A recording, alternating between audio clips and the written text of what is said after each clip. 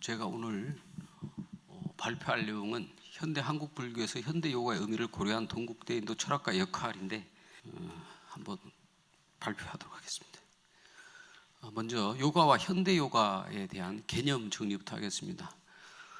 요가를 크게 나눈다면 전통 요가와 현대 요가로 나눌 수 있겠습니다. 전통 요가라고 하는 것은 우리 인도 철학과 학생들이 인도 철학사에서 배웠던 그 요가 수트라를 중심으로 하는 고전 요가라든지 또 탄트라 전통을 이어받았던 하타 요가 또는 바그바드 기타의 3종 바크티 또 카르마 갸냐 요가 이런 요가들이 고전 요가가 되겠습니다. 전통 요가가 되겠습니다. 그 중에서 특히 이제 가장 핵심이 되는 요가는 고전 요가인데요. 말 그대로 고전 클래식이라고 우리가 이 이름을 붙이는 것은 인도에 있는 수많은 요가 수행법의 가장 어떤 모범이 되는 모델이기 때문에 요가 수트라의 그 팔찌 요가 체계를 고전 요가라고 하고, 이 고전 요가는 베다의 전통을 이어받은 정통 육파 철학의 한 파가 되겠습니다. 보통 요가를 잘 모르는 분들, 우리 인도 철학을 전공하신 분들은 그렇지 않겠습니다만 일반인들 중에는 요가 수트라의 요가, 즉 고전 요가에서 하타 요가가 나온 것이 아니냐 이렇게 생각하는 분도 있는데 전혀 그렇지 않습니다. 집안이 다른 집안입니다. 김씨 집안, 이씨 집안처럼 집안이 이게 다른 집안입니다. 하타 요가는 탄트라의 전통을 이은 요가가 되겠습니다. 어쨌든 이와 같이 고전 요가라든지 하타 요가처럼 우리가 인도 철학사에서 배울 수 있는 이런 요가를 전통 요가라고 하겠습니다. 현대 요가는 19세기에 인도 하타 요가의 아사나라고 하면은 이제 우리가 보통 일반적으로 요가로 알고 있는 오늘날 현대 요가 학원에 가면은 하고 있는 여러 요가 동작들, 거기다가 서양의 체육 문화하고 서양의 신비주의, 이것이 19세기에 결합이 되면서 지난 100년간 인도와 서구를 중심으로 해서 발전해온 그러한 형태의 요가가 되겠습니다. 이 현대 요가는 크게 두 가지 스타일이 있는데 1920년대 스타일이 있고 1930년대 스타일이 있습니다. 1920년대 스타일은 제가 1994년도부터 요가를 했는데요. 이태영 선생님한테 우리 요가 수트라로 우리나라에서 최초로 박사를 학위를 얻었던 이태영 선생님 문화에서 제가 요가를 했는데 그 방식입니다. 요가 동작 하나를 하고 잠시 쉬었다가 그 다음 요가 동작 해가지고 한 10가지 동작을 하고 그 다음에 호흡법을 한 2-3가지 하고 명상하고 그래서 대략 한 1시간 30분 정도 하는 거. 이게 1920년대 스타일입니다. 1930년대 스타일은 요거는 이제 강남 요가 센터들에서 주로 하는 겁니다. 이거는 벌써 저희들이 나이가 벌써 한 40 중후반 넘어가면 이 요가는 못 합니다. 한 20대 젊었을 때 한참 힘이 있고 유연성이 있을 때 그럴 때 할 수 있는 거의 체조와 비슷한 스타일의 요가입니다. 그래서 현대 요가는 이와 같이 체육과 굉장히 관계가 있고 종교성이 탈색된 웰빙 문화라고 볼 수 있습니다. 우리가 요가가 있기 전에, 현대 요가가 유행하기 전에 여러분들도 기억하시겠습니다만 옛날에 올리비아 뉴턴 존이라고 하는 그 호주 출신의 팝 여성 가수가 불렀던 피지컬이라고 하는 그 팝송이 있었는데 그 팝송 비디오를 보면은 피지컬이라는 노래를 부르면서 올리비아 뉴턴 존이 아주 섹시하게 춤을 추는 그런 장면이 있었습니다. 그게 바로 이제 에어로빅이죠. 에어로빅.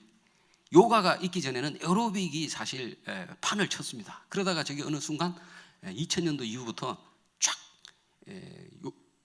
강남을 중심으로 해서 요가가 판을 치기 시작했는데 왜 이게 이렇게 됐냐 그러면 1990년대에 이 1930년대 스타일의 인도 요가가 미국, 특히 이제 뉴욕이나 LA를 중심으로 해가지고 엄청난 인기를 끌었습니다. 그러면서 그 당시에 그 히피족에서 발전했던 여피족들, 즉 미국의 중산층들이 저거를 적극적으로 받아들이면서 기본적으로 채식, 그 다음에 명상, 요가 하는 거를 자기 라이프 스타일로 했습니다. 그러니까 한국의 강남 사람들이라고 하는 게 정확하게 미국의 중산층 사람들의 라이프 스타일을 굉장히 동경하고 그렇게 살아가거든요. 그래서 이걸 그냥 받아들인 거죠. 우리나라 강남에서도. 그러면서 2000년대 이후부터 우리나라에서도 요가가 특히 1930년대 스타일의 아주 몸을 아주 섹시하게 만들고 하는 이런 스타일로 요가가 발전하게 되는 것입니다. 그래서 2000년대 이후 웰빙 열풍이 불면서 원래 어떤 나라든 GNP인가 GDP가 2만 불 이상이 되면은 웰빙 문화가 생긴다고 합니다. 그래서 그 시기하고 맞맞춰가지고 마침 미국에서 건너왔던 이 유행이 겹치면서 우리나라에서 엄청난 요가의 팽창, 현대 요가 수행의 팽창이 생기게 됐던 것입니다. 그런데 이제 우리나라의 현대 요가가 언제 들어왔냐면 2000년대에 들어온 것은 아니고 진작 들어왔습니다. 언제 들어왔느냐? 1960년대 초에 우리나라에 들어와서 정태혁 선생님이 지금 비원 앞에서 요가 센터를 했었습니다. 1963년도에. 우리 뭐 정태혁 교수님 다 기억하지 않습니까? 저희 때만 해도 학부 때 정태혁 교수님한테 강의를 들었습니다. 그다음에 장인선 씨라고 있습니다. 이 사람은 서대문에서 요가 하신 분인데, 이 장인선 씨는 이분은 이제 몸이 아파서 요가를 했던 사람입니다. 그래서 뭐 요가 수트라 이런 거 잘 모릅니다. 운동으로서 이분은 요가를 하셨어요. 그런데 이분 제자들이 지금까지 한국 요가계에 굉장히 역할을 많이 하고 있습니다. 그러니까 실질적으로 요가 센터 원장들이 이 장인선 선생의 요가 전통을 많이 배우고 있습니다. 그런데 이제 우리 정태혁 선생님은 역시 학교의 선생님으로, 교수님으로 계셨기 때문에 단순하게 운동으로서의 요가뿐만 아니라 학술적 차원에서도 요가를 연구를 하셨죠. 그래서 여러분 잘 알다시피 뭐 우리 요가 수트라 다 정태혁 교수님한테 배우지 않았습니까? 그래서 그렇다고 해서 또 정태혁 선생님이 그러면 뭐 학술적인 것만 했냐? 절대 그렇지 않습니다. 대중적인 요가를 굉장히 강조하셨어요. 그래서 웰빙적 차원과 수행적 차원에서 같이 이거를 강조하셨다. 오늘 이제 저보다 한 10년 이상 연배가 되는 교수님 선배님들이 많이 계셔서 한번 물어보고 싶은데, 제가 그 요가 할 때 그 들었던 전설 같은 이야기가 있습니다. 정태혁 교수님께서 강의를 하실 때 요가 이야기 하시면서 30분씩 물구나무 서기를 해서 강의를 했다. 뭐 저는 그런 이야기를 들었는데 그게 진짜로 그런 일이 있었습니까? 거짓말이겠죠. 아니, 주명철 교수님하고 그런 적 없으셨죠? 근데 제가 듣기로는 하여간에 정태혁 교수님은 평상시에도 하루에 30분 이상씩 꼭 물구나무 서기 서셨다고 그러시더라고요. 그래서 이 정태혁 교수님 문화에서 학문적 차원으로 뭐 여러분 잘 알다시피 샹캬 철학 전공하시고 정태혁 교수님으로 이제 학문적 전통이 넘어갔고, 그다음에 실천적 전통은 이태영 선생님이 그때 그 정태혁 교수님이 그때 뭐 1986년도인가 만들었던 게 뭐냐면 한국 요가 학회를 처음 그때 만드셨어요. 만드시고 부설로 한국 요가 연수원을 사당동에다 만들어 놨습니다. 그때 뭐 주민선 선생님도 아마 다 계셨을 것 같은데, 문우식 박사님도 계시고 했었을 것 같은데, 그런데 한국 요가 학회는 흐지부지 돼서 그 전통은 지금 원광대로 넘어가 버렸습니다. 한국 요가 학회는 원광대로 갔다가 지금은 이제 어떤 대학에 소속된 게 아니라 회장님을 바꿔가면서 아주 준수한 하나의 학회가 되었습니다. 저희도 뭐 거기서 이사로도 활동을 하고 있습니다만은, 그리고 이제 실천적 차원에서는 이태영 선생님의 한국 요가 연수원이 아직도 남아서 활동하고 있습니다. 지금 이태영 선생님 양평에서 석살리 수련원, 요가 수련을 만드셔서 지금도 제자들을 지도하고 계십니다. 그래서 우리 인도 철학가 출신의 요가 수련자들이 지금 한국 요가계에서는 굉장히 중요한 인재입니다. 왜냐하면은 저 장인선 씨 계통이라든지 또는 다른 계통의 그 실천적인 요가를 했던 분들은 학문적인 베이스가 없습니다. 그러다 보니까 인도 철학가를 나온 선생님이다, 이분이 요가를 한다 이러면은 괜히 이 사람들이 기가 죽습니다. 왜냐하면 자기들은 학문적 베이스가 없으니까. 그래서 사실 뭐 별거 아는 것도 없는데도 요가계에 가면 꽤 인도 철학가 출신들이 지금도 대접을 받고 있습니다. 그 다음에 이제 조금 골치 아픈 철학적인 내용이 되겠습니다. 불교와 그럼 요가라고 하는 것이 오늘 뭐 제 주제에 따라서 불교와 요가가 같으냐 다르냐에 있어서 일단 기본적으로 이거는 제 이제 개인적인 생각이 매우 강한 것입니다. 불교는 물론 불교에서도 뭐 유부파 같은 경우는 다원적 실제론이라고 할 수 있겠지만은 근본적으로 저는 불이론이라고 합니다. 불이론, 색즉 시공, 공즉 시색, 중생즉 불, 중생즉 불, 불즉 중생, 열반즉 번뇌, 번뇌즉 열반, 그게 저는 불교의 핵심이라고 생각하고, 너무 대승불교 중심적인 생각인지 모르겠습니다만은 불교는 좀 불이론이라고 봅니다. 그런데 여러분도 잘 알다시피 샹캬라든지 고전 요가 학파는 이건 이원론입니다. 뿌라크리티를 싹 없애버리고 뿌르샤만 됐을 때 이게 해탈이다, 이 사람들 이렇게 주장을 하고, 그러니까 뿌라크리티를 없애버려야 된다, 이 현상 세계는 없애버려야 되는 거다, 이렇게 주장을 합니다. 그런데 불교는 그게 아니라 불이론이기 때문에 이 세계가 있다라는 생각도 없고 없다라는 생각도 없고 그 차원을 이 사람들은 해탈이라고, 불교는 해탈이라고 이야기를 합니다. 그러니까 있지만 없고 없지만 있는 거죠. 왜냐하면 있다 없다라고 하는 게 원래 있고 없는 게 아니고 내가 있다라고 생각하면 있는 거고 없다라고 생각하면 없는 거기 때문에 있다라는 생각도 없고 없다라는 생각도 없기 때문에 이 세상이 있으면서도 없고 없으면서도 있다. 이게 불이론적인 사고방식이거든요. 그런데 인도 이원론은 그게 아니라 이 세계는 프라크리티로 만드는 이 물질 세계는 이거는 변화하는 거기 때문에 이건 필요 없는 거다. 영원히 변치 않는 뿌르샤로 가자. 그렇기 때문에 요가는 팔찌 요가 체계를 통해서 프라크리티로 이루어진 우리의 몸과 마음을 싹 없애버리고 텅 빈 뿌르샤로 돌아갑니다. 이게 이제 불교적으로 말하면 무기공이죠. 무기공. 요가의 뿌르샤로 가는 건 무기공입니다. 불교적인 입장.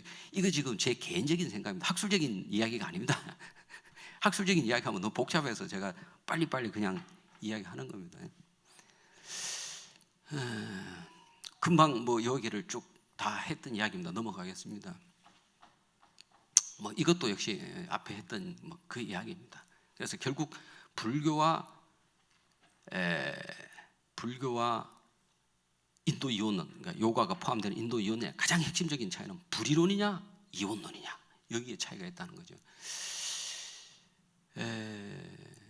그래서 이제 그러면 이제 우리나라 불교인 특히 그 남종 조사선이 우리나라에 이제 특히 그 중에서도 임재종 전통이 우리나라의 대표적인 선종 전통인데 그 남종 조사선의 전통에서 보면은 남종 조사선은 그거죠. 이게 남종 조사선은 북종의 그 신수대사를 인정하지 않았습니다. 그 여러분도 잘 알던 육조대사가 저기 뭐 방앗간에서 방아를 찢다가 뭐 이렇게 하는 그 행자 때 이야기가 있지 않습니까? 거기에 보면은 무슨 뭐 개송을 뭐 붙이는데 신수대사는 뭐 명경대에 붙은 무슨 뭐 때를 열심히 닦자 뭐 이러는데 그 저 육조 해능 스님은 무슨 뭐 명경대가 어디 있고 때가 어디 있냐 이렇게 써가지고 육조 대사가 됐다고 그러잖아요. 남종선의 입장이 그대로 그렇습니다. 그래서 남종선은 도노무수 문득 그냥 깨닫는 거지 무슨 수행을 해서 깨닫고 이런 게 없다.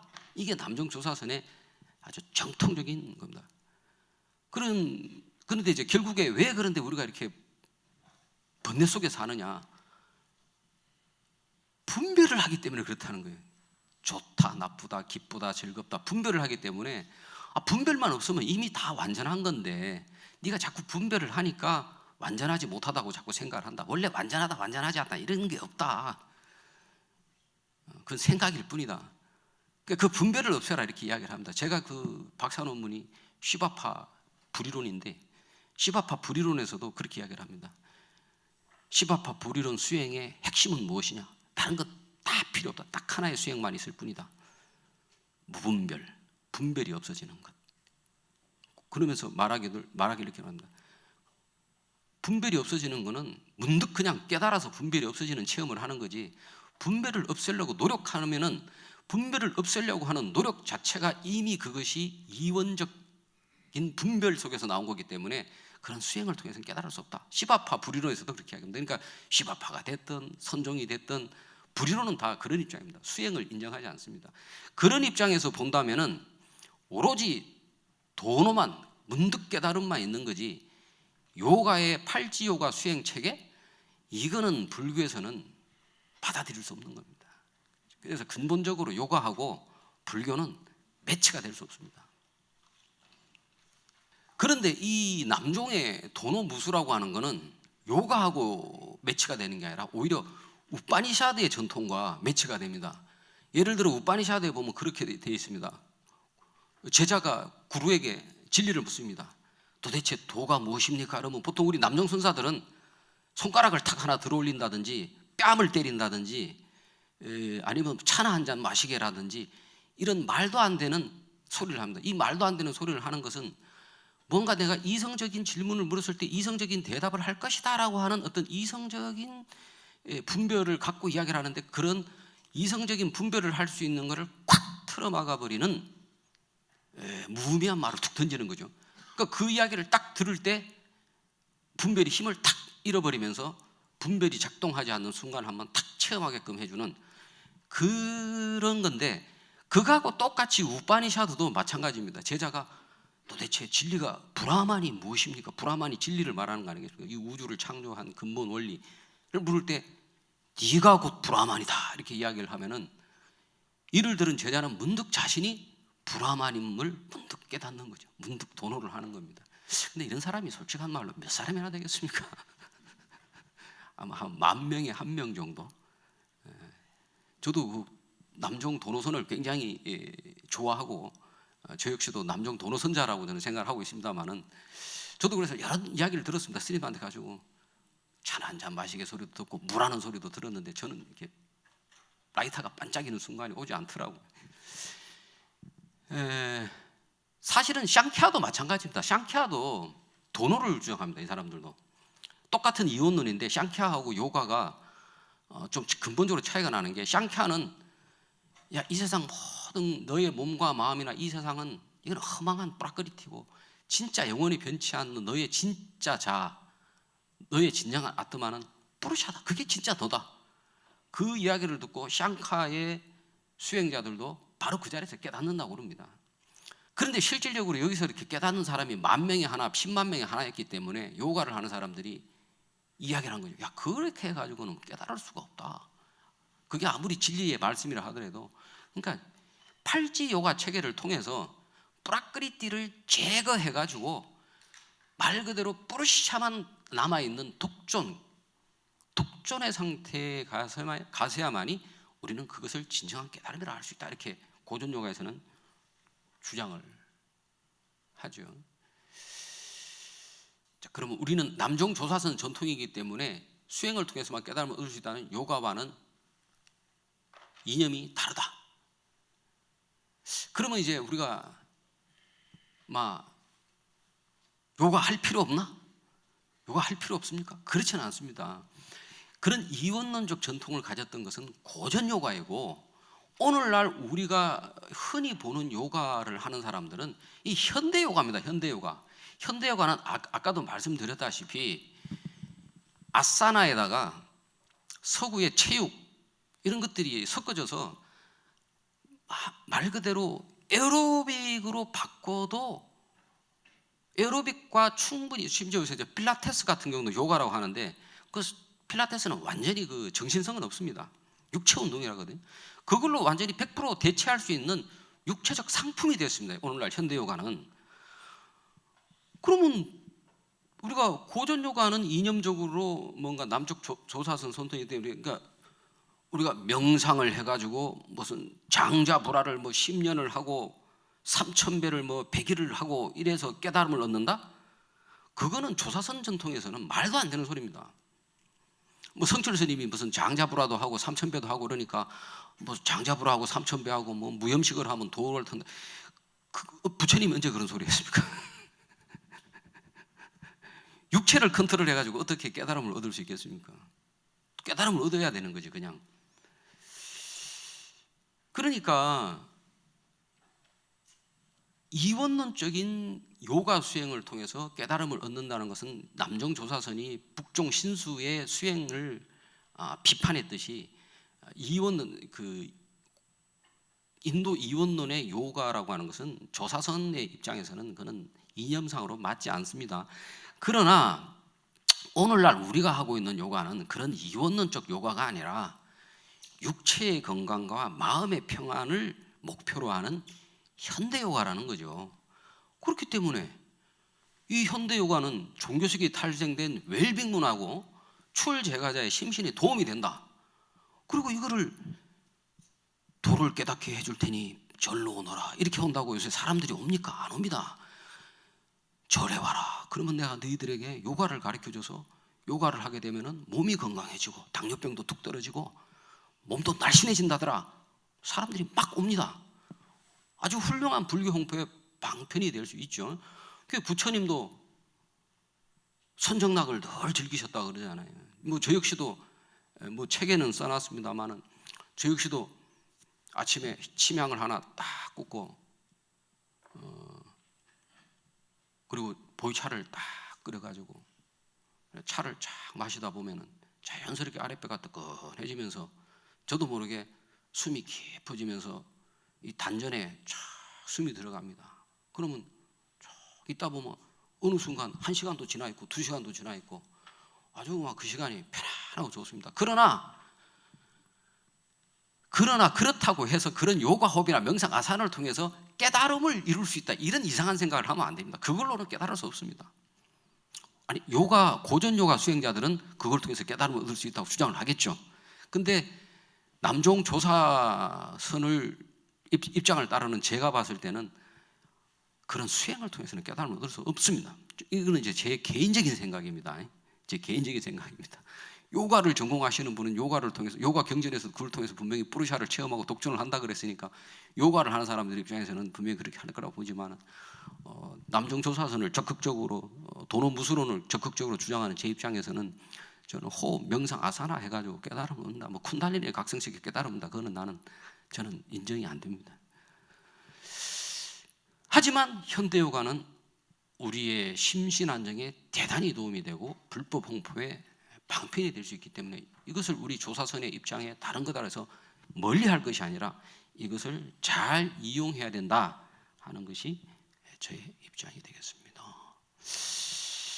마지막으로 그래서 한국 불교와 현대와 그리고 인도 철학과의 역할, 인도 철학 연구를 통해서 불교의 핵심을 명료히 이해할 수 있다. 그렇기 때문에 우리 인도 철학가가 처음에 만들어진 이유도 아까 법산 스님 말씀하셨습니다. 그거 아니겠습니까?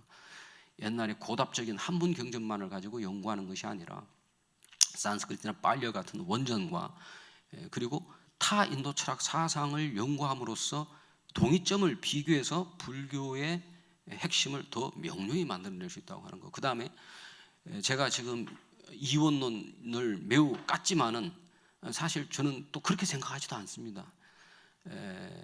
사실상 이미 프로샤의 경지에 갔다고 그러면은 그것은 사실은 이미 아까 불교에서 말했던 색즉시공, 공즉시색 분별이 다 떨어진 그 상태를 말하는 겁니다. 그러니까 교설적으로 이원론이고 불이론이 있는 것이지 실질적으로 수행을 해서 그 세계로 들어가게 된다면은 사실은 궁극적으로는 동일한 것을 이야기할 것이다라고 하는 저는 생각을 하고 있습니다. 이제 이런 것들을 좀 더 학술적으로 연구해서 정확하게 그것을 논리적으로 파악함으로써 인도 철학뿐만 아니라 모든 종교의 보편적 가치를 찾아내서 인류 공영에 도움이 될 수 있는 길로 나갈 수 있는 그러한 지도자를 키우는 것이, 우리 인도 철학가가 그런 지도자를 키우는 인큐베이터가 되는 것이 바로 우리 인도 철학가의 역할이다.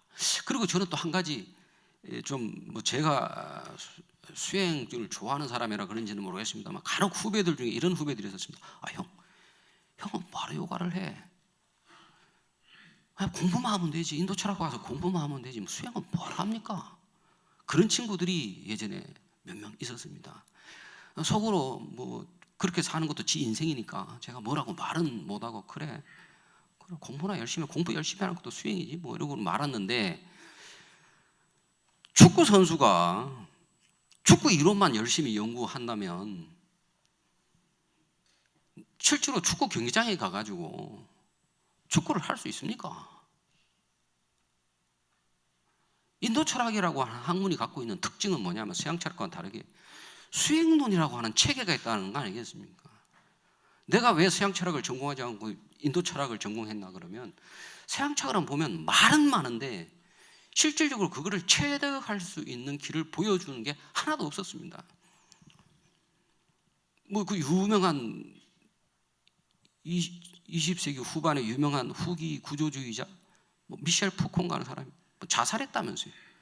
그것도 심지어 뭐 자기 마누라를 뭐 총으로 쏴 죽이고 자살했다면서요. 물론 뭐 그럴 수도 있겠습니다만은 최소한 철학을 평생 했던 사람의 마지막 모양이 그렇게 돼서는 저는 안 된다고 생각합니다. 그래서 사회적으로 인도의 사상과 수행을 그 다음에 또 인도 철학가의 하나의 역할이 이러한 인도의 사상과 수행을 전파할 프로그램 개발과 그 개발을 위한 인큐베이터로서 우리 인도 철학가가 여러 가지 좀 프로젝트도 좀 만들고 이런 역할을 해야 된다는 거. 그리고 종립대학으로서 동국대가 좀 각성 좀 해야 된다는 겁니다. 뭐 인도 철학가에 인도 철학가 교수가 하나도 없습니다. 여러분 잘 알다시피 땅거 없는 찐빵 아닙니까 이게? 그럼 그냥 불교학과만 하지 뭐하러 인도 철학가를 뭐하러 만들어 놨습니까? 제가 불교대학원, 동국대학교 불교대학원 융합요가학과에 지금 강사 생활을 한 10년쯤 했습니다. 그 융합요가학생이 한 10몇 년 됐어요. 계속 강사 생활 너무 오래 해먹는 것 같아서 미안한 생각도 있습니다만은 10몇 년이 지나도 하다못해 2년짜리 전임 교수를 한 자리를 안 만듭니다.